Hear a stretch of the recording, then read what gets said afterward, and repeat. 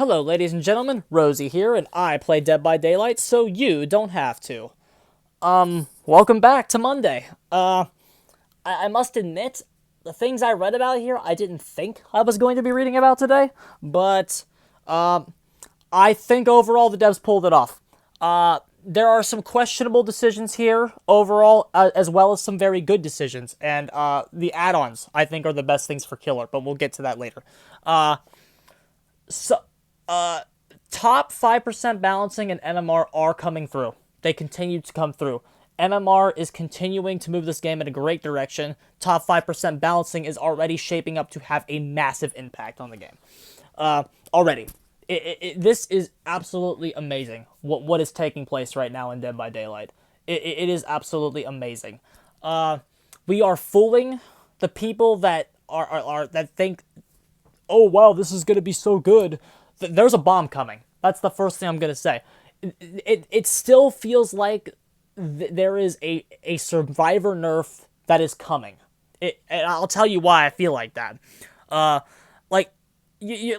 First of all, let's get this out of the way. Now that we're seeing the entire patch, the core of the game is still completely unaddressed. The game is going to feel like the same pile of vomit it has always felt like upon release.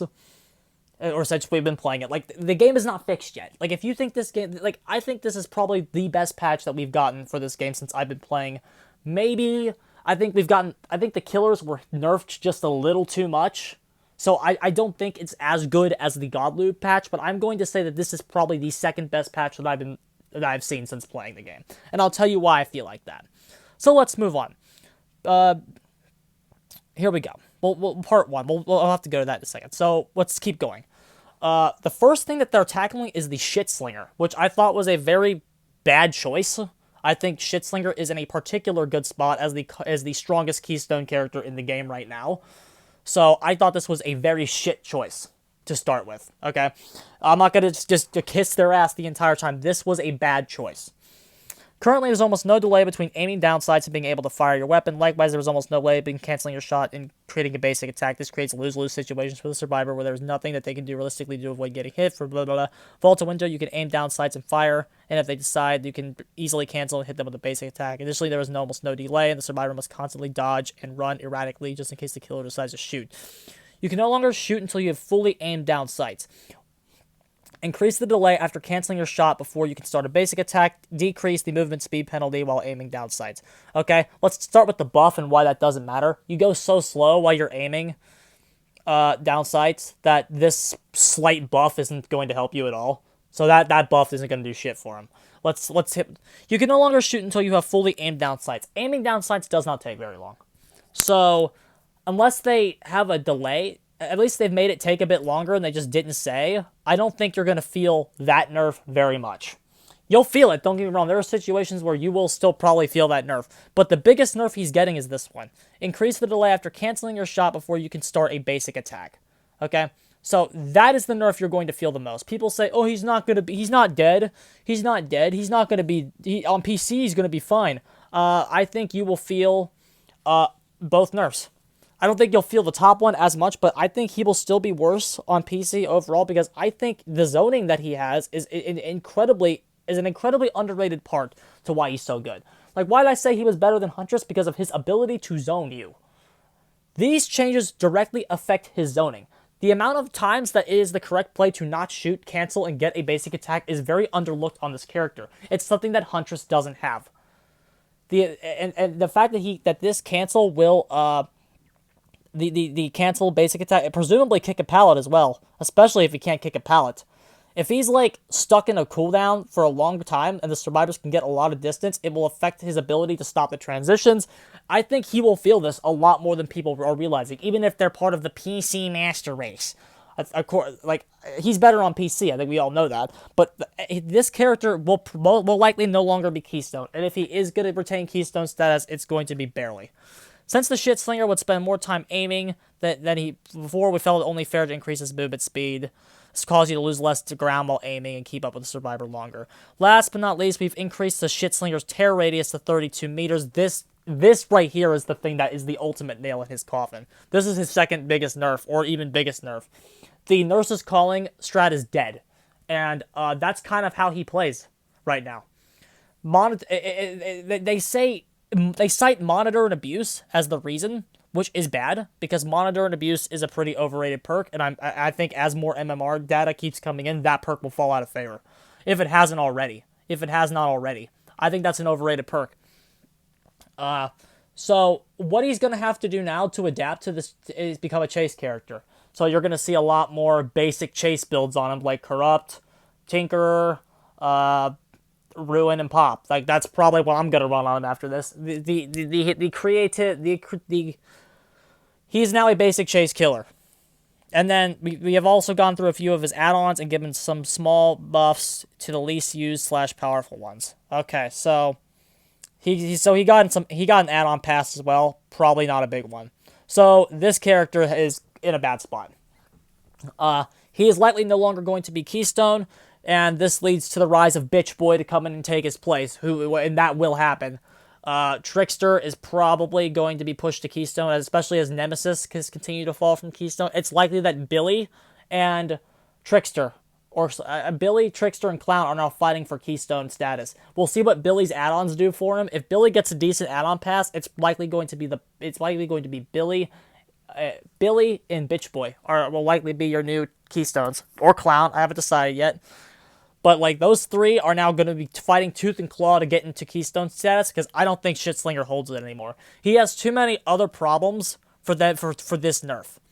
He has a map issue. He can't hit the map, and a lot of tiles that he has. Maybe the movement speed penalty decrease will help him like get some gimmicky shots, but like this is overall extremely bad for him, and he is definitely worse than Clown, a Billy, and Bitch Boy once this goes in.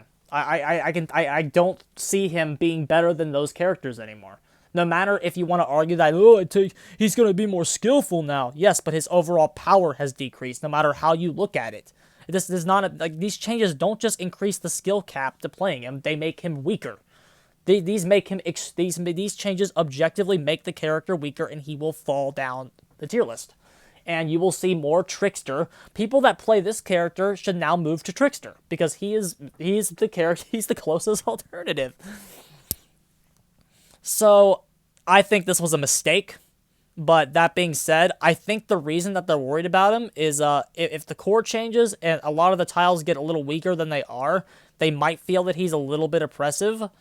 I still feel like there's a bomb coming, but let's move on. This overall is bad and will hurt the character. Next, Plague. Plague has been in the game for a while, hasn't seen a whole lot of change, but that ends today. We're making a series of quality of life changes that make her more effective and fun to play. This character is fucking garbage, okay? First, we looked at infected objects. Previously, interacting with something would cause your infection to increase faster. We're adding an additional penalty to interacting with something that is currently infected, meaning your infection will now increase even faster than before. And additionally, we've increased the base infection duration on objects from 35 to 40, and these will make infecting objects more impactful. Next, we've turned to Vile Purge. The Plague takes a massive hit to her movement speed whenever she is on cooldown after purging or canceling. We've increased her movement speed from 2.3 to 3.6. This will cause her to lose far less ground when she cancels. So they're letting Plagues cancel be more forgiving. 2.3 to 3.6 is a massive increase to movement. So hopefully that will cause her to maybe get some gimmicky basic attacks.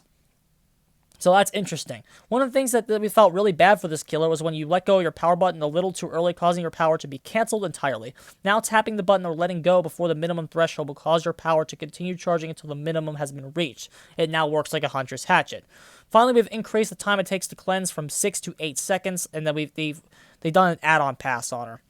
Then here's her add-ons. Vile Purge no longer affects survivors. Oh, okay. Increased is an object infection duration by 40 seconds. So that add-on might be a little gimmicky, especially late game. It kind of changes how she works. I don't know if that's going to be good or bad yet. The prayer tablet fragment, I think it will definitely change the way she is played, but I don't know if it's going to be good or bad. By bad, that's what my mind said. It gives you less control over your own power, which is not something this character needs. But I don't know about that one. My guess is bad, though. Survivors who cleanse in fountains have their auras revealed for 4 seconds. This could be okay if you're, like, right on their ass, but, I don't know about that one either. Those are not the ones I needed to see for me to tell you this character is going to be okay. This character is still going to be garbage. And I'll tell you why. They did not address the reason she's bad. And that is that late game, she can lose all of her board pressure. She has a bad early game, because every killer has a bad early game. And then in the late game, they just all start cleansing. And then the fountains you need are over there. And then the area you need to be in is over here. So that is a huge issue as to why her late game is so fucking weak. And none of these changes do anything to, like, help fix that. So I think these two, both of these were a swing and a miss. Plagues was more so a miss than Shitslingers, because Shitslingers nerfs are definitely going to accomplish their goal. They're going to make him a lot worse. Whereas Plague, she is still going to be fucking terrible, because I don't think anybody understands why this character is so fucking trash. So she is not going to feel a lot better at all, unless, of course, her add-ons are particularly better, which we'll skip this right now. Do we need to? No. We don't need to. People are going, where are the killer buffs? Where are the killer buffs? Where are the killer buffs? The killer buffs are in the add-ons, ladies and gentlemen. Because if you go back to part 1, look at this. These killers are getting add-on touches in this chapter. Billy, Nurse, Myers, Hag, Oni, Blight, Wraith, Pig, Ghostface. All of those are not going to be buffs, definitely. Wraith is definitely taking a nerf. Blight is taking some nerfs. Nurse is probably taking some nerfs. Hag might be taking some nerfs. But, like, look at the speed of the add-on overhauls that we're getting here. Remember when we got Huntress's add-on pass and that was, like, the entire mid-chapter? Look at this. Look at the speed we're going here. And remember, if you nerf the core, if you just nerf survivors, and 115 is a little better, you don't need to go through and rework every single character in the entire game. So what are the killer buffs? The add-on buffs are the killer buffs. Oni might be losing Scalp Top Knot, but we'll see how many add-ons are actually getting changed, but we are getting a lot of add-on tweaks this time, and then hopefully the next patch, the next half of the roster gets hit. But and don't forget, Trapper's getting one as well. Trapper, Spirits, so these characters, 1, 2, 3, 4, 5, 6, 7, 8, 9. Trapper being 10, Spirit 11, Plague 12, and then Shitslinger 13. 13 out of, like, 20-something characters are getting an add-on pass this chapter. That is fucking insane. In the next mid-chapter, we can do the rest of the roster. Or like, fix anything that's been going on with the other ones. So, there you go on that one, ladies and gentlemen. So, let's go ahead and continue here. So, like, where are the killer buffs? For right now, those are the killer buffs. And I, for one, am very excited for them. So, next, Survivor item add-ons. So, they're doing the same thing for Survivors with the add-ons, about the actual value. So, good for them. Perk updates. Oh, windows of opportunity. Like exhaustion tactics, removing the cooldown, and then we're increasing the range. Not going to do anything. It's just a bad perk. Repressed Alliance. Here's your top 5% change right here. Repressed Alliance had its time reduced from 50 to 45 seconds. So now you only have to do half of a generator to activate Repressed Alliance. That is going to be a massive, massive perk now. The amount of times you can now see this perk a game has gone up from 5 to like 10. Especially when multiple survivors are on and Ruin is still, like, helping you as a killer. So, like, you can potentially, as a survivor, like stop a lot of Ruin value and stop a lot of Pop Goes the Weasels with this perk now. 45 seconds. That is insanely lowered. From, what was it, 60? It was 60 before, right? Or was it 80? No, I think it was 60. It was 60. So like, you went from having to do, like, what is it? 3/4 of a gen? 20, 40, 60. So 3/4 of a gen to barely over 50%. So 75% to about 50. That is going to be an insane... This is going to be a very good perk now. It was already an okay perk before, but now this is going to be a very, very, very good perk. Speaking of very good perks, built to last. Hiding in a locker for 12 seconds will cause a depleted item in your hand to cause it will. Hiding in a locker for 12 seconds with a depleted item will cause it to refill 99% of its charges, and then each use of it will now refill the charges 33% less. So, even the next time you use it, you'll still have 66% of your charges. Ladies and gentlemen, this is the best toolbox thing you could have asked for. Commodious toolbox, streetwise, and built to last. Oh, rip to your gens, buddy. This is going to be great. This is going to be an insane perk as well. We have 2 perks here that are going to that can see undisputed top 5% usage. Very, very good. Very, very good. Any means necessary. Previously, we reduced the cooldown and now and saw more people start to use it. It's still not quite where we'd like it, so we've added an aura reading on all dropped pallets. So now, if the killer ever decides to not break a pallet, the person using this perk can get over to and get it. It's still not going to be like the best perk in the game, but still, this is still going to be a decent mid-tier option. Pretty usable. No Mither, a bad perk. We've increased the points of pain reduction to 75% and added a 25% increased recovery to the dying state. Yes, we know a lot of you like to use this as a hard mode perk, and we're not looking to completely get rid of that, as silly as it may be. So they kind of want to keep this perk bad because it kind of has a gimmicky meme status in the game, so they don't want to ever make it good. Fine, but they're boosting it. Still going to be garbage, but whatever. Mindbreaker, the only killer perk here, it'll cause blindness in addition to exhaustion. I would prefer Oblivious over Blindness, and then that would be pretty interesting. But, so, yeah, pretty bad still. That's not going to help it very much. Okay, so the perks, what is happening here? Like you're seeing going, oh, look at all these fucking Survivor perks, bro. Look at all these Survivor perks are getting buffed. Yes, and I will tell you why. Because the nerf is coming. Like, we're sitting here now in a situation where you have all these neat perks, like Repressed Alliance, even the new Built to Last, but they're going to be all overshadowed by the fucking metagame. Dead Hard is still going to be used over all of this. Borrow Time will still be used over all of this. So, what's going to happen is the exhaustion nerf is going to happen, and then all of a sudden you won't... The exhaustion nerf and hopefully some map tweaks are going to cause the survivors to not be able to loop the killer endlessly.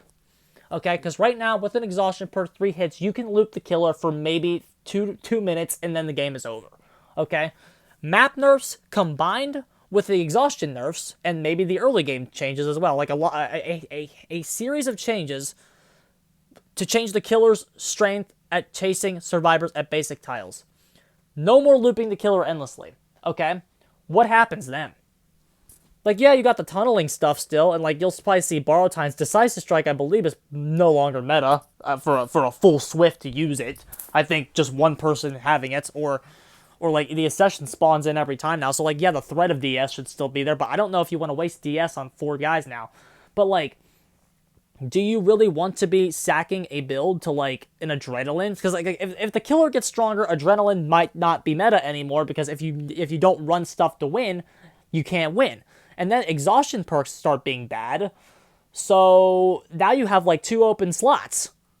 What they're doing is the effect that all this will have is that it's shifting the survivor meta over to something so they have fallback options when their nerf happens. Assuming it does. Of course, this is all assuming that their nerf is coming, which I still think it is. I still think in the next 2 or 3 patches, there's going to be a massive bomb dropped on the Survivor metagame. Whether it be the early game mechanic, or a huge map rework, or the exhaustion perk nerfs, you're going to see a massive shift in the Survivor metagame probably next year. Like, the entirety of the rest of this year and the next year. A series of changes will cause the Survivor metagame to shift. And these are the options that you're going to start facing when the shift happens. And you will see that throughout the rest of the, like, entire series of changes. So I'm okay with all these Survivor perk buffs. Survivors have a ton of fucking garbage. Like, I think you can see that on, like, I made a whole video about how to buff every bad Survivor perk in the game. Like, Survivors have fucking garbage. Like, a lot of their perks are really, really, really fucking bad, too. Like, it's not just the killer perks that are bad. Survivors have a lot of junk. So, giving them some boosts to prepare for a bomb, assuming the bomb is coming, of course. If the bomb is not coming, what the fuck are we doing? I'm gonna go ahead and say that right now. If there's no bomb coming, what the fuck is any of this? But for right now, I still think a bomb is coming, so I'm still okay with all this for right now. Final thing. Keys are fucking dead. Finally. Keys are fucking dead. The hatch and keys by extension have been a very contentious topic, leading to some heated debates. We have some changes to make them fair. First, the hatch will no longer spawn if there's more than one survivor in the trial. The hatch is dead. Keys are fucking dead. That's all you need. And guess what, Scott Jund? It was a number flip. They did a number flip, and guess what? Keys are dead. There is no fucking reason this couldn't have come in with the Moris. There is no fucking reason. Oh, the key rework's gonna be bigger! Yeah, They number flipped it. That's how they fixed it. Hatch will no longer... This means you'll never have to worry about the last 3 survivors vanishing if there's still 1 gen left. The keys are dead. That's the only thing they're usable for. The hatch will now only take a few seconds to open with the key once it's closed. Progress is not reset when the survivor cancels the interaction. This eliminates the problem where a survivor can simply sprint straight to the hatch and instantly open it and escape. So the changes will be made to some of the emblems to accommodate this. So the only time they can use a key now is after you've closed the hatch and have won the game already. So may I ask, great, the keys are fucking dead. It's over. You should never see that item again. They're terrible. Thank God. Finally. And guess what? All it was a number flip. You could have left you could have left the part where they interact with the hatch and are gone in a second. You could have left that. It's the number flip. That's the important thing. So the keys are dead. Thank God. And fuck Scott Jund for saying you couldn't do a number flip, because you absolutely could. Embarrassing. Embarrassing that notion was gone so long. That was perpetrated so long. You can't fix keys with a number flip, bro! And that's what they did. Fuck you, Scott Jund. Boon totems. And the last thing are the bloom totems, okay? The only thing to take away from this is this right here. The killer can also quickly interact with the created boon totem to remove the associated blessing, once again turning it into a dull totem. So that means survivors, potentially, ladies and gentlemen, can recreate their boon totems after you get rid of them. These perks better be fucking done with caution. That's all I'm gonna say. Because you can't destroy. You cannot destroy the boon totems. You can only remove the blessing. So, ladies and gentlemen, that's not good. That is not good. The fact that you can't destroy them. If these perks are as strong as hexes, yeah, they can't be as strong as hexes now because of that. The fact that you can only turn them back into a dull totem, which means survivors can go recreate them. And each survivor can only have 1 boon totem active at a time, and then all the boon totem, the 1 boon totem they create will combine the effects of all their boon perks. So once they could have an entire boon loadout that is not active, and then they bless a totem, and then it's all active at once. This needs to be done carefully, because this is a mechanic that is becoming the most unfavorable thing for the killer I have ever seen. They bless the totem, you waste time sniffing it out, and then they go bless it again, and then it starts all over again. Okay? You could say, oh, we just go sniff it out again, waste your time. Well, yeah, but if the perks are 5% more movement speed, you can't ignore that. So, this is still a worrying mechanic. Positive reaction. So, the community is very happy with this. There are some bad things in this. The Slinger nerf is probably the worst thing about the chapter. And some of the buffs for Trapper and Plague are still looking like bad characters. The Plague in particular is looking very shit.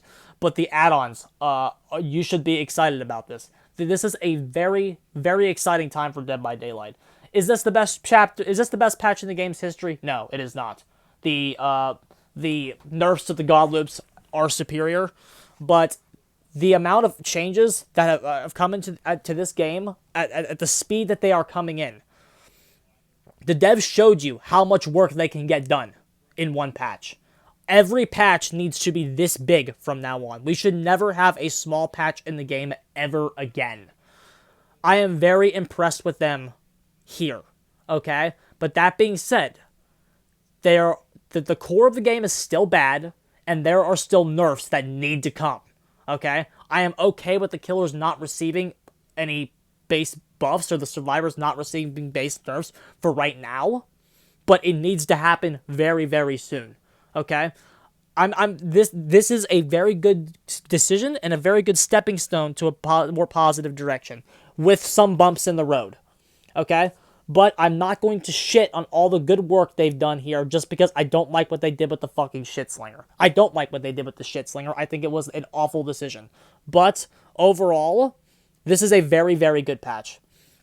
I'm getting the hell out of here. I'm excited to play this. I don't think you should play it yet. If you're somebody that like is waiting for my seal of approval on the game, you should not play it yet, but I would start watching it again because I'm thinking in about 6 months it's going to be in a playable state if they keep it up.